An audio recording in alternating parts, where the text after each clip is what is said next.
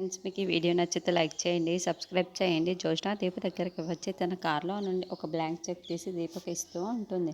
అది చూడగానే అక్కడున్న దేంటి ఇది అని చెప్పేసి అడుగుతూ ఉంటుంది. ఆ మాటలు వినగానే అక్కడున్న జోష్న అయితే ఇది బ్లాంక్ చెక్, ఇది మన కంపెనీ నుండి వచ్చిన చెక్, ఇందులో మా డాడీ సైన్ కూడా ఉంది. ఇది నీకు ఇవ్వాలనుకుంటున్నాను, నీకు ఎంత కావాలి అంతే అంతే రాసుకో, కానీ మా బావని వదిలిపెట్టి నువ్వు వెళ్ళిపోని మెడలో ఉంది కదా ఆ తాళి కూడా నాకు ఇచ్చేస్తే చాలు అని చెప్పేసి అంటుంది. ఆ మాటలు వినగానే అక్కడున్న దీప అయితే ఒక్కసారిగా షాక్ అయిపోతూ ఉంటుంది.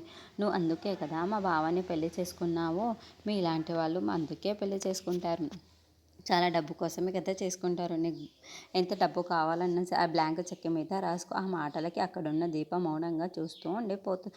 ఇంతలో అక్కడున్న జోష్న అయితే ఓహో నువ్వు శౌర్య కోసం ఆలోచిస్తున్నావా, కార్తీక్ శౌర్య కోసమే పెళ్లి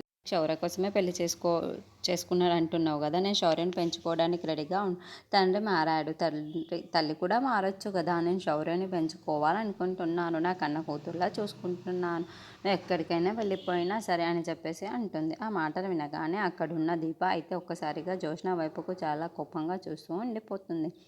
అంతలో అక్కడున్న జోష్న మాత్రం నిజం దీపాను ఎక్కడికే వెళ్ళిపోయినా సరే శౌర్యని నా కన్న కూతుర్లా చూసుకుంటాను, నా కళ్ళల్లో పెట్టి చూసుకుంటాను, నేను కార్తీక్ తనని తల్లిదండ్రులా చూసుకుంటాము అని చెప్పేసి అంటూ ఉంటుంది. ఆ మాటలు వినగానే అక్కడున్న దీప అయితే సరే నేను ఒప్పుకుంటున్నాను అని చెప్పేసి అంటూ ఉంటుంది.